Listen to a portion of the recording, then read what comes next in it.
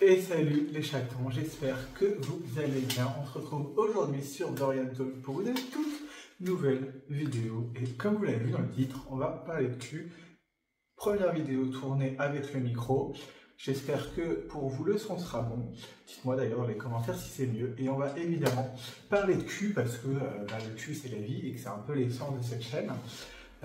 Comment est née cette vidéo? Je me discutais avec un pote à moi, on parlait de cul, tout ça, machin et tout, lui il a une copine et tout, et du coup on parlait du fait qu'il ken avec sa copine, et moi du fait que même en étant célibataire, ben, du coup étant gay, je suis sur des applis, et ça me permet de ken régulièrement, tout ça, et on parlait du coup de fréquence de rapports sexuels, et là où ça a été intéressant, alors j'ai toujours su que j'avais une libido plus élevée que la normale. Là, en ce moment, j'ai un rythme de masturbation qui est à 6-7 fois par jour, je dirais. Cette tête de fou, oui, ça n'a aucun rapport. Attendez, je vais mettre les lunettes. J'ai un rythme qui est à 6-7 fois par jour quand je suis à la maison et que je bosse à la maison. Mais sinon, quand je bosse au bureau ou que j'ai un boulot salarié, je vais être à 5-6 fois. Mais même quand je vais avoir un rapport sexuel avec un être humain, et non pas juste une masturbation, même là, je peux encore me masturber 3, 4, 5 fois malgré le fait que j'ai eu un rapport avec quelqu'un avant. Et moi, j'ai toujours considéré que c'était assez normal. Depuis que je suis ado, j'ai toujours eu ce rythme assez élevé. Et c'est en discutant, donc, notamment avec ce pote la dernière fois, que je me suis dit, ah bah oui, effectivement, c'était un peu plus élevé. J'allais dire ça n'a jamais été problématique, oui et non. Quand j'ai dû faire des pauses il y a fort longtemps, je bossais pour une très grosse boîte et ça m'arrivait de faire des pauses dans ma journée parce que je me tapais un de mes collègues qui était à l'étage du dessus et on se rejoignait au sous-sol pour aller ken dans les chiottes au sous-sol où il n'y avait personne parce que les sous-sols n'étaient pas exploités. Donc on risquait de croiser personne et quasiment tous les après-midi on s'envoyait en l'air dans les chiottes et on retournait bosser comme si de rien n'était quoi. Et du coup, même les semaines où on ne bossait pas sur les mêmes horaires, moi j'avais toujours faire une pause où j'allais me masturber au travail.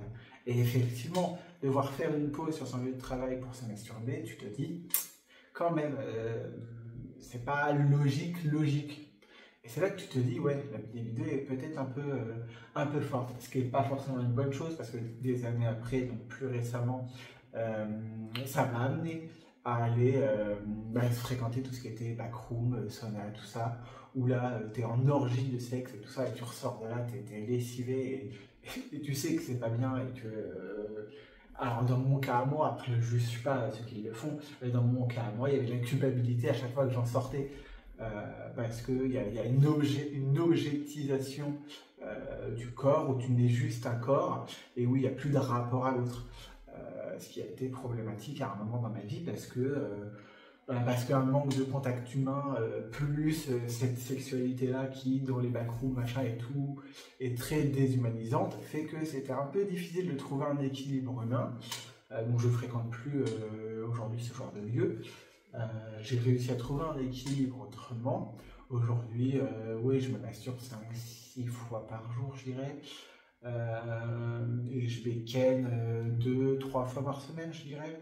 Souvent avec les mêmes partenaires. En fait, c'est un petit groupe qui tourne parce que en fait, c'est plus simple pour eux, pour moi. Mais en fait, ça a toujours été, alors pas une problématique, mais en tout cas, ça a toujours été très présent. C'est assez rare et ça n'arrive quasiment jamais, hormis obligation, de moments où je ne vais pas me masturber sur la journée. Ça va arriver quand je pars en déplacement et que là, quand vous avez un avion qui est très tôt le matin, qu'après vous êtes en déplacement, que vous rentrez le soir et que vous n'êtes pas forcément chez vous ou à l'hôtel, notamment quand je vais voir de la famille, bon là forcément vous vous retenez. Mais c'est vrai que c'est quelque chose qui est assez présent. Pas problématique, en tout cas plus maintenant, mais quelque chose qui est assez présent.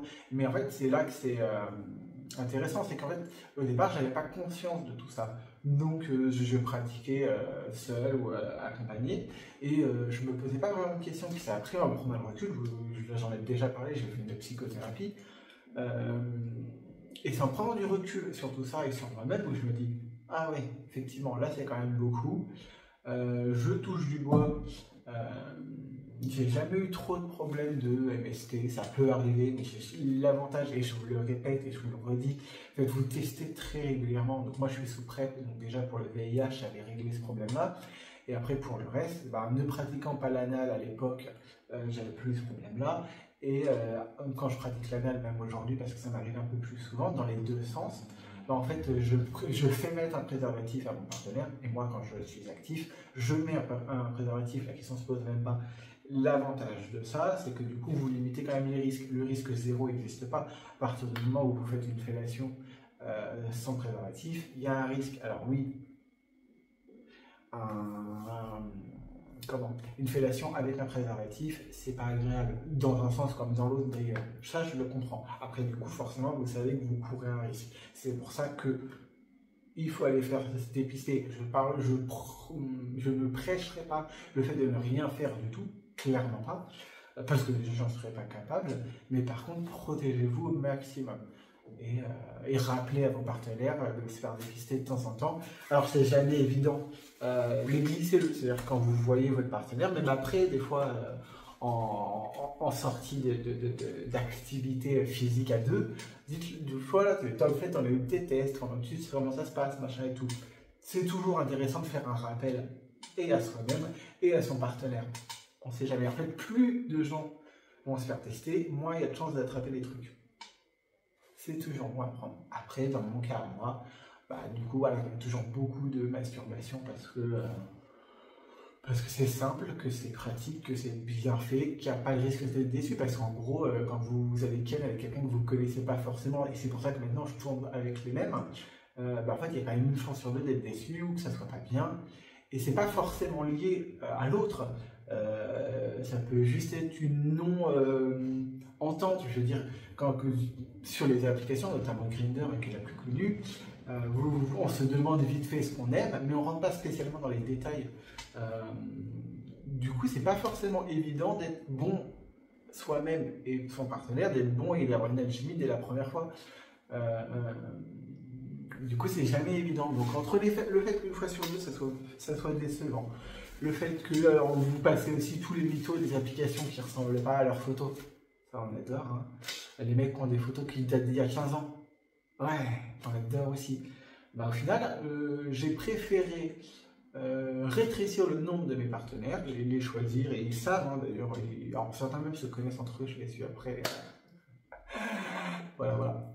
Mais du coup, moi, ça me permet de limiter les risques, parce qu'en plus, bien souvent, certains sont mariés, en tout cas en ce moment, deux des réguliers sont mariés, donc je sais qu'en dehors de moi et de leur bonne femme, bah, ils voient personne, donc il y a peu de risques. Et ça me permet de limiter les risques, de ne pas être déçu, parce que moi, si ces gens-là, je les revois régulièrement, bah, c'est que justement, il y a une alchimie et que je sais que, et pour eux et pour moi, c'est bien à chaque fois.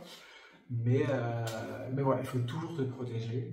Et dites-moi, vous, un petit peu, qu'en est-il de votre libido? Est-ce que vous avez conscience déjà de ce qu'est votre libido? Et bah, quel est votre rapport à votre sexualité et à votre libido? Et puis voilà. Mais moi, je suis passé d'un stade à beaucoup à...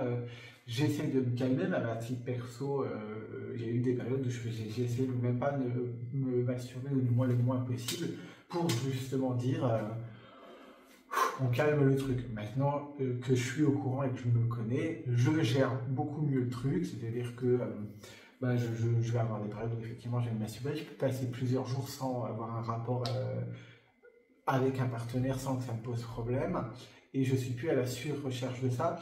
Et où il y a une période où mon temps de Grindr, le temps que je passais sur l'application, était monstrueux, et du coup c'était assez compliqué à gérer. Mais maintenant que j'ai réussi à canaliser ça et prendre conscience de tout ça, ça me permet de mieux ken, parce que je choisis mieux mes partenaires, que je les connais mieux, et en fait en faisant un peu moins et en faisant mieux, en fait forcément du coup, c'est logique avec le fait de faire mieux, mais du coup mon rapport est beaucoup plus intense et beaucoup plus intéressant pour moi.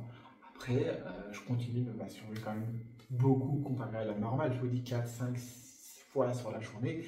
Ça reste quand même plutôt pas mal, mais j'ai appris à me connaître et à savoir ce qui me plaît et ce qui ne me plaît pas. Et en fait, c'est la clé dans la sexualité, c'est avant tout d'apprendre à se connaître et de savoir ce qu'on aime et ce qu'on n'aime pas. Moi, je sais que notamment, j'ai eu longtemps un blocage sur on va appeler un chat sur la sodomie en tant que passif. J'ai longtemps eu un blocage. J'ai fini par cette année m'acheter un sextoy pour pouvoir reprendre le contrôle là-dessus, m'auto-donner du plaisir par ce jouet-là et pour pouvoir dire à mes partenaires, bon maintenant je suis capable de. Mais même quand je suis sur un rapport anal et que je suis passif, j'ai la maîtrise du moment, c'est-à-dire que le gars, il le sait, je ne pratique pas souvent, il va falloir y aller doucement, et quand je te dis stop, on arrête, quand je te dis tu restes, et c'est moi qui cadre le truc, et ce qui me permet d'avoir la main. Mon partenaire est prévenu en amont que s'il veut un rapport anal en étant lui actif, que c'est moi qui aurai la main. Ceux qui n'acceptent pas, tant pis pour eux, et ceux qui acceptent, ben, ça se passe très bien et on passe un bon moment. Et il y a aussi ça, c'est ne vous forcez jamais à faire quelque chose que vous n'appréciez pas. La sexualité est très vaste et très libre, il y a très peu de tabous dans la sexualité, vous savez que je partage cet avis-là, voilà, quelles que soient les pratiques, du sadomasochisme à l'uro, à ce que vous voulez, tant que vous et votre partenaire êtes consentants, toutes les portes sont ouvertes. Par contre, attention, si votre partenaire commence à essayer à vous forcer la main et tout, vous stoppez tout, parce que ça peut vous créer un traumatisme derrière, et pour s'en défaire, ça va être une galère. Voilà un petit peu pour ce sujet sur la libido. Dites-moi un petit peu vous en commentaire ce qu'il en est.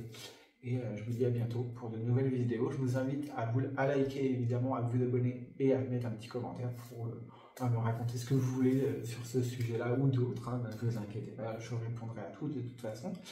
Et puis je vous invite à aller voir d'autres vidéos sur la chaîne. Sur ce les enfants, moi je vous fais des bisous et je vous dis à bientôt. Ciao!